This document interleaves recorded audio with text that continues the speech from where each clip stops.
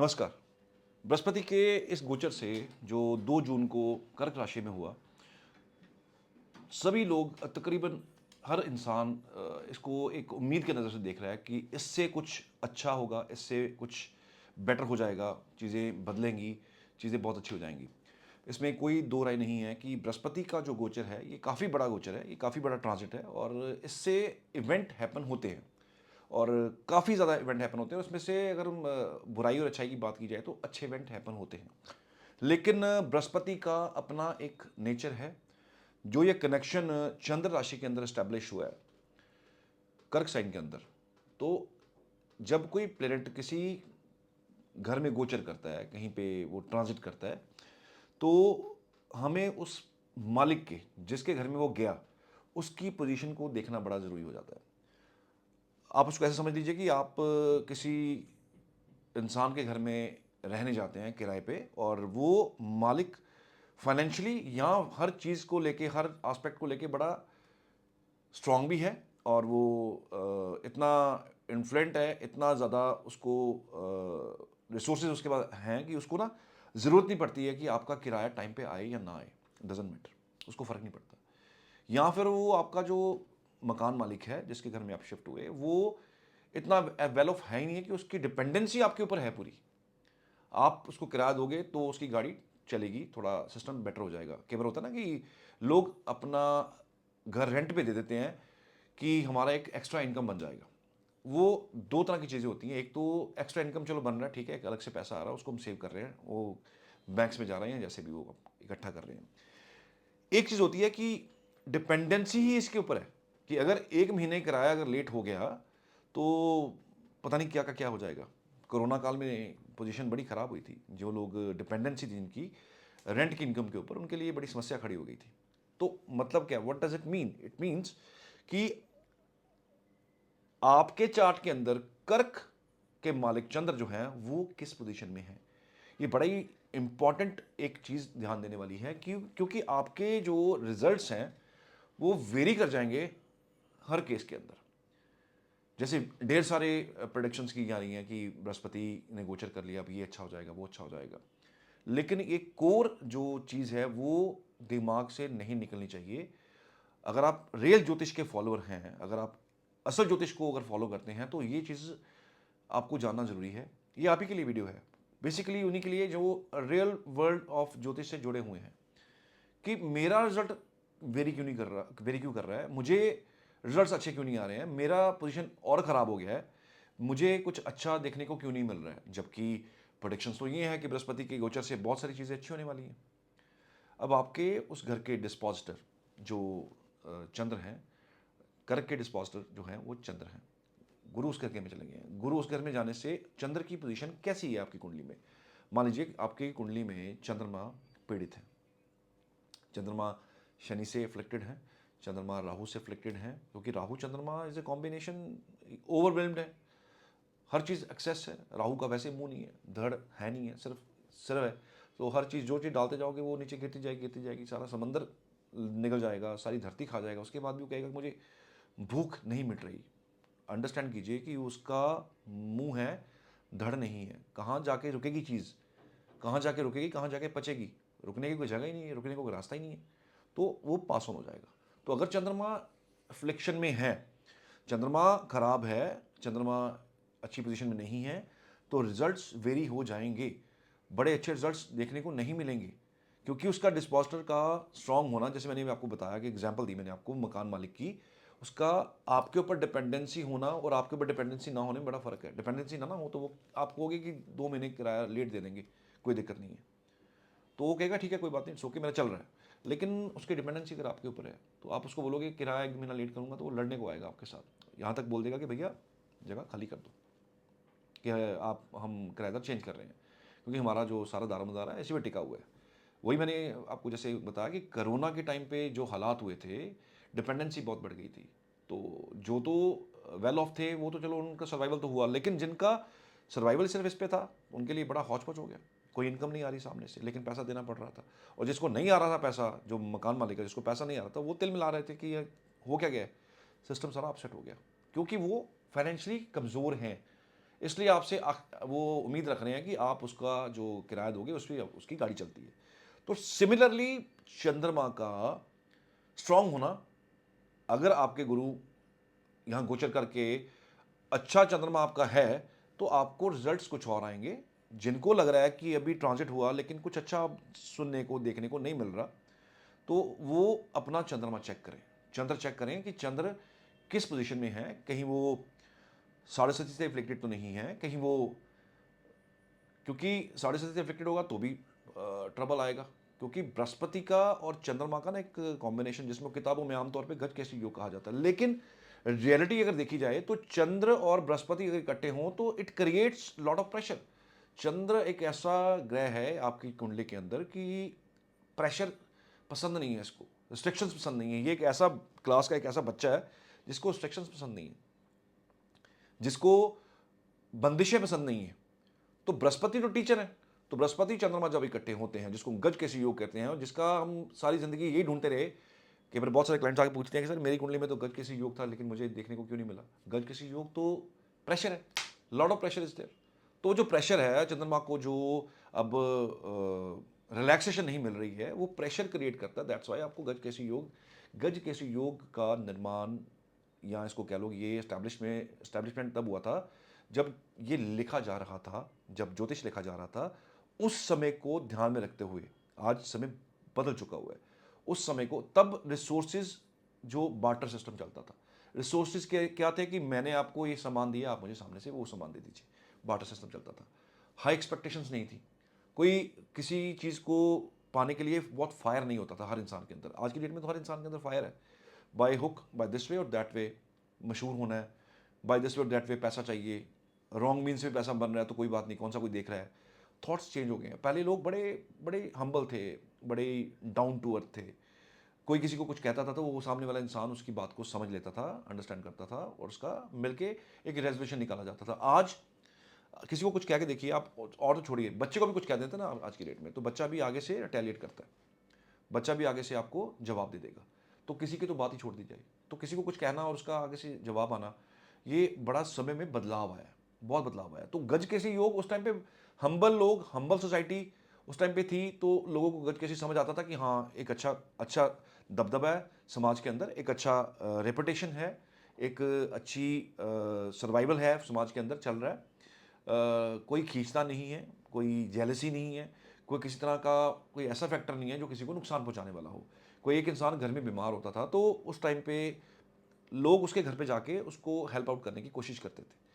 आज रोड पे एक्सीडेंट होता है तो लोग फ़ोन निकाल के कैमराज ऑन करके वीडियोस बनाते हैं ताकि उसको सोशल मीडिया में डाल के वायरल हो जाए। लेकिन वो इंसान मर रहा है, जो जो इंजर्ड है, उसका कोई ध्यान नहीं है। वो उसको कोई और ले जाएगा, मैं तो वीडियो बना लूँ कोई और ले जाएगा, वो वाला थॉट हो गया है। पहले चीज़ें और थी, आज चीज़ें और हैं। तो जो उस टाइम पे परिभाषाएं बनी थी, वो उस समय में और आज के समय में बहुत ज़्यादा ज़मीन आसमान का फ़र्क आ गया उसके अंदर। तो गज कैसी योग आज के टाइम पे इट्स अ योग ऑफ प्रेशर। पहले लोग धर्म, पूजा पाठ, धार्मिक प्रवृत्ति के थे, नेचर में एक धार्मिकता थी, भगवान को मानने वाले थे, भगवान से डरने वाले थे। आज कोई किसी से डर नहीं रहा, ईश्वर से भी लोग डरते नहीं। और आज तो ये है कि मतलब आज किसी का काम नहीं हुआ तो वो चौथे दिन ईश्वर को बोलता है कि ईश्वर ही नहीं है, भगवान ही नहीं है। अभी रिसेंटली मैं एक कंसल्टेशन ले रहा था, तो वो बंदा क्या कहता है, वो he was rising ascendant with the Kark sign, and उसका चंद्रमा was in 6th house, and what he says, क्योंकि जजमेंटल हो जाते हैं ना, कि मैंने कुछ देर के लिए पुखराज डाला, मैंने देखा रिजल्ट नहीं आया उसका, और फिर मैंने उसको उतार दिया। फिर मुझे किसी ने बोला कि आप नीलम ट्राई कर लीजिए। फिर मैंने नीलम डाला, नीलम का भी 3 महीने रिजल्ट नहीं आया, क्योंकि नीलम का रिजल्ट तो साथ साथ है, तो उसका 3 महीने रिजल्ट नहीं आया, मैंने फिर उतार दिया। तो ऐसे ही मैंने 2-3 स्टोन डाल के चेंज कर दिए, उतार दिए, मैंने बदल दिए। बाद में मैंने फाइनली, अब मेरे हाथ में कुछ नहीं है। तो स्टोन्स तो अपने हिसाब से काम करते हैं ना, वो रुक के काम करते हैं, लंबा डालने होते हैं। अगर डाल लिया, मुझे भी आज ये जेम स्टोन डाले हुए, मैं इसको चेंज करता हूँ रेगुलर बेसिस पे। आज इसको डाले हुए मुझे कम से कम 18 साल हो चुके हुए हैं, अप्रॉक्सीमेटली 18 ईयर्स। तो ये लंबे चलने वाली चीज़ें हैं। लेकिन कर्क, लग्नेश, सेक्स हाउस, कौन समझाए कि ये ऐसे काम नहीं करता है। इट्स नॉट अलादीन का चिराग कि आप रगड़ोगे और जिन निकल के सामने आके पूछेगा भाई बताओ आका क्या चाहिए, ऐसा तो नहीं होता। सो ये जो गोचर हुआ है, इस गोचर में आपको आपका चंद्रमा का पोजीशन समझना बड़ा ज़रूरी है। अगर चंद्रमा वेल प्लेस्ड हैं, अपने एग्जॉल्टेड साइन के अंदर हैं, वो अच्छे प्लेनेट से दृष्टि में हैं, बृहस्पति से दृष्टि में है, आपके चार्ट के अंदर, नेटल चार्ट के अंदर भी अगर दृष्टि में है, तो भी सर्वाइवर है, तो भी सेवियर है, तो भी अच्छा है। और अगर बृहस्पति चेंज होने के बाद चंद्रमा आपका वीक हो जाता है, वीक है आपका, और आप एक्सपेक्ट कर रहे हो कि रिजल्ट अच्छे नहीं आ रहे हैं, इट मीन्स चंद्रमा कहीं ना कहीं कमजोर है। कई ज्योतिषी आमतौर पे प्लेनेट को पावर देने के लिए भी रेमेडीज करवाते हैं। So depending upon the position of the moon, आपका बृहस्पति आपको रिजल्ट्स देगा। ये वो रियलिटी है जो आपको जाननी इसलिए जरूरी हो जाती है कि क्योंकि आप ढूंढोगे कि रिजल्ट्स नहीं आ रहे, रिजल्ट्स नहीं आ रहे, जुपिटर का गोचर हुआ है, मुझे रिजल्ट क्यों नहीं आया, तो दिस इज द आंसर, इसका आंसर है बृहस्पति ने कर्क साइन के साथ अपना एक रिश्ता एस्टेब्लिश किया। वेरी इमोशनल साइन, भर भर के इमोशंस हैं साइन के अंदर, भर भर के इमोशंस हैं। ये मदर के नरिशमेंट का जो है साइन, और माँ से ज़्यादा इमोशंस और कोई दिखा नहीं सकता दुनिया में। माँ से ज़्यादा इमोशनल कोई और आपके लिए हो नहीं सकता। अगर माँ भी आपके साथ इमोशनल ना होके, क्योंकि आजकल बड़े केसेस आते हैं, तो मैं केसेस कई बार मैं सुनता भी हूँ कि मेरी माँ मेरे साथ बड़ी डिस्क्रिमिनेशन करते हैं, दूसरे बच्चे के साथ ज़्यादा है, मेरे साथ कम है, या मुझे इजाज़त नहीं दी उसने, तो कहीं ना कहीं मून पोजीशन खराब रहेगी। शनि चंद्रमा कंजंक्शन हो तो इस तरह की प्रैक्टिकल रिलेशनशिप आपको देखने को मिलेगा माँ और बच्चे के बीच में। इवन ऑल दो ये इमोशनल साइन है, बट फिर भी अगर शनि चंद्रमा चंद्रमा पीड़ित हो गया चार्ट के अंदर, तो वो जो emotional establishment between child and mother है वो वीक हो जाता है, माँ कष्ट में रहती है और इमोशनल गैप आ जाता है बीच में। तो प्रैक्टिकलिटी जो अप्रोच रहेगी बड़ी प्रैक्टिकल हो जाती है और इमोशंस की कमी हो जाती है, because Shani is dry planet. Shani बहुत ड्राई होने के साथ साथ बड़े खुश्क हैं, बड़े रुष्क हैं, और बड़े प्रैक्टिकल हैं। और चंद्र इमोशंस ढूंढता है, और इमोशंस का चंद्र के साथ का शनि का कंजंक्शन जो है वो कहीं ना कहीं माँ को तंग करेगा, डिस्टर्ब करेगा, डिपेंडिंग अब आपके किस घर में ये कॉम्बिनेशन बना हुआ है, आस्पेक्ट है, कंजंक्शन है, कैसे है, डिपेंडिंग। तो वहाँ पे इमोशंस कम हो जाएंगे, तो वहाँ पे भी रिजल्ट्स वेरी हो जाएंगे। अब बृहस्पति के गोचर से आप एक्सपेक्ट कर रहे हैं कि रिलेशनशिप सुधरेगा, लेकिन कहीं ना कहीं ये डिस्टर्बेंस आपको देखने को मिलेगी, रिजल्ट्स अप टू दिमाग नहीं आएंगे। और फिर हम ज्योतिष को बोलते हैं ज्योतिष ठीक नहीं है, इसमें जो है रिलाई नहीं कर सकते। बहुत गहरा है, बहुत गहरा है, बहुत सारे कॉम्बिनेशंस हैं, हज़ारों कॉम्बिनेशंस हैं, हज़ारों चीज़ें हैं। राशि का अपना नेचर है, नक्षत्र का अपना नेचर है, प्लेनेट का अपना नेचर है, गोचर का अपना बिहेवियर है, ट्रांजिट जो चल रहा है आपका उसका अपना बिहेवियर है, दशा का रिजल्ट अलग है, दशा के अंदर अंतरदशा के रिजल्ट्स अलग है, मतलब lot of things are to be combined, और इसके चलते हुए रिजल्ट्स वेरी कर जाते हैं। अब गुरु का एस्टैब्लिशमेंट किसी ना किसी तरीके से तो आपके किसी ना किसी ग्रह से तो होगा ही होगा। कर्क में गया, उसकी दृष्टि कहीं ना कहीं किसी ना किसी ग्रह पे तो आएगी आएगी। 5 7 9 3 दृष्टियां हैं बृहस्पति की, और ट्राइन में भी हम इसकी दृष्टि को कंसिडर कर लेते हैं, क्योंकि हर ग्रह का एक ट्राइन होता है, 5 घर दूर ग्रह देखता है। तो बृहस्पति का किसी ना किसी तरीके से आपके किसी ना किसी प्लेनेट के साथ स्टैब्लिशमेंट जरूर होगा, चाहे वो ट्राइन के थ्रू हो, चाहे वो 5 7 9 दृष्टि के थ्रू हो, चाहे वो कंजंक्शन के साथ हो। नेटल चार्ट में आपके जो नेटल चार्ट है उसके अंदर बृहस्पति अगर ऑलरेडी कर्क में जा चुके हुए हैं और वहाँ पे ऑलरेडी कोई प्लेनेट है, तो उसका रिजल्ट भी वेरी कर जाएगा, रिजल्ट वेरी करेगा। दैट्स द मेजर रीजन कि आपको रिजल्ट क्यों नहीं आया या क्यों आया। या आपने कहा कि कर्क साइन, मैं तो तुला लगन का हूं, तो वो भी तुला लगन का है, तो मेरा और उसका रिजल्ट सेम आना चाहिए, नहीं आएगा, डिफरेंट आएगा, एब्सोल्युटली डिफरेंट आएगा। क्योंकि ट्रू ज्योतिष यही है, असल ज्योतिष यही है कि रिजल्ट वेरी कर जाएगा, क्योंकि करोड़ों दुनिया है, करोड़ों दुनिया, और करोड़ों दुनिया का अगर मैं 1/12 हिस्सा अगर मैं करूं तो फिर तो रिजल्ट सेम होने चाहिए, लेकिन वो नहीं आएंगे, डिफर कर जाएंगे। किसी का जन्म किसी नक्षत्र के पहले पड़ा में हुआ, किसी का दूसरे पड़ा में हुआ, किसी का तीसरे पड़ा में हुआ। इवन ट्विंस जो होते हैं उनका भी अगर आप डीप 9 चार्ट देखेंगे या डिविजनल चार्ट देखेंगे, आपको प्लैनेट्स की पोजीशन डिफरेंट मिलेगी दोनों बच्चों की। D1 में चाहे आप डिविजनल 1 चार्ट के अंदर आप देखेंगे, जो नेटल चार्ट है उसके अंदर आपको लगेगा कि हाँ सारा कुछ सेम है, लेकिन 2 मिनट का फर्क भी अगर आएगा तो D9 चार्ट चेंज आपको देखने को मिलेगा। तो ये chart to chart, person to person, ये आपका वेरी कर जाता है। तो ये एक कारण रहेगा कि आपके रिजल्ट्स बाकी के रिजल्ट से वेरी क्यों कर रहे हैं। अब बृहस्पति ने किसी ना किसी ग्रह के साथ स्टैब्लिशमेंट किया, मान लीजिए बृहस्पति ने सूर्य के साथ स्टैब्लिशमेंट किया, तो बृहस्पति सूर्य का काम क्या है, बृहस्पति जिसको टच करते हैं उसको सोने की तरह करते हैं, उसको सोने की तरह बना देते हैं, वो एक्सपेंशन कर देते हैं। अब बृहस्पति का नेचर है ना एक्सपेंशन करना, एक्सपेंशन अच्छी भी हो सकती है, एक्सपेंशन खराब भी हो सकती है। चीज़ें खराब थी और खराब हो सकती हैं, चीज़ें अच्छी हैं और अच्छी हो सकती हैं। That depending on the chart, आपके चार्ट के अंदर क्या एनर्जी है, आपके चार्ट का क्या वो ऑरा है, दैट डिपेंड्स। तो वो रिजल्ट्स वेरी कर जाएंगे। तो बृहस्पति सूर्य के साथ बैठेंगे तो लीडरशिप क्वालिटी और एनहेंस होकर बाहर निकलेगी, गवर्नमेंट के साथ और चीज़ें सुधरेंगी, अच्छी होंगी। प्रोजेक्ट्स में अगर आप ठेकेदार हैं तो प्रोजेक्ट्स आपको और मिलेंगे, आपको जो कॉन्ट्रैक्ट्स हैं और मिलने शुरू हो जाएंगे। मतलब डिपेंड्स कि आप किस व्यवसाय में हैं, किस काम के अंदर हैं। अगर आपको ट्रू ज्योतिष समझना है तो दिस इज द वे। बृहस्पति सन को टच करेंगे तो, क्योंकि बृहस्पति बहुत बड़े प्लैनेट हैं, टीचर हैं, पढ़ाते हैं, सोने का डंडा हाथ में है, जिसको सिखाते हैं मार के सिखाते हैं, अच्छे वे में सिखाते हैं। शनि की टीचिंग अलग है, गुरु की टीचिंग बिल्कुल डिफरेंट है। तो सन को टच करने से आपकी पर्सनैलिटी में एक अच्छा सुधार आपको देखने को मिलेगा। अब आपका चंद्रमा, मैंने भी बताया कि चंद्रमा की पोजीशन कैसी है, दैट डिपेंड्स, तभी रिजल्ट भी वैसे हो जाएंगे। जुपिटर मून अब आपको अगर एस्टैब्लिशमेंट हो रहा है, वैसे तो नेचुरल एस्टैब्लिशमेंट तो है ही है, लेकिन दृष्टि आ रही है तो कहीं ना कहीं चंद्रमा के ऊपर प्रेशर आएगा। आपको लगेगा मैं ना बाउंड हो गया हूँ, यूल फील मैं बाउंड हूँ, कहीं ना कहीं मैं खुल के काम नहीं कर पा रहा हूँ। मुझे तो ब्लेसिंग्स आनी चाहिए जुपिटर की, लेकिन मैं काम क्यों नहीं कर पा रहा हूँ, क्यों मैं स्टक हूँ, क्यों मैं परेशान हो रहा हूँ। एंजाइटी बढ़ जाएगी, स्ट्रेस बढ़ जाएगा। ये डार्कर साइड है इसका। इसका एक जो अच्छा साइड है वो तो है ही है, एक डार्कर साइड भी है कि प्रेशर बढ़ जाएगा। चंद्रमा को प्रेशर पसंद नहीं है, लेकिन प्रेशर पड़ेगा, क्योंकि वो बच्चा जिसको हुड़दंग मचाने की बहुत आदत है, वो बिंदास घूम रहा था, अब टीचर क्लास के अंदर आ गया, और उस क्लास के अंदर आके टीचर ने आके अपना स्टिक उठा के पढ़ाना शुरू कर दिया, सबको डांटना शुरू कर दिया, क्योंकि सुधारना है। तो स्ट्रेस आएगा, थोड़ा सा एंजाइटी हो जाएगी, बढ़ जाएगी, नींद खराब हो जाएगी, क्योंकि एनर्जी बहुत हाई है, तो नींद खराब हो जाएगी। समवेयर जुपिटर मार्स टच करेंगे, मार्स तो हाई एनर्जी है। अब क्या होगा, जो आपको बहुत गुस्सा आ रहा था, वो गुस्सा कहीं ना कहीं और बढ़ जाएगा, और ज़्यादा एंजाइटी, गुस्सा, स्ट्रेस, आपको बात बात पे गुस्सा आना, बात बात पे चिढ़ जाना, ये इस तरह का बिहेवियर में आपको चेंज देखने को मिलेगा, डिपेंडिंग अपॉन आपके जुपिटर कैसा है चार्ट के अंदर, दैट ऑल्सो डिपेंड्स। क्योंकि आपका अगर जुपिटर ही खराब पोजीशन में है, जुपिटर की प्लेसमेंट अच्छी नहीं है, तब भी रिजल्ट्स वेरी कर जाएंगे।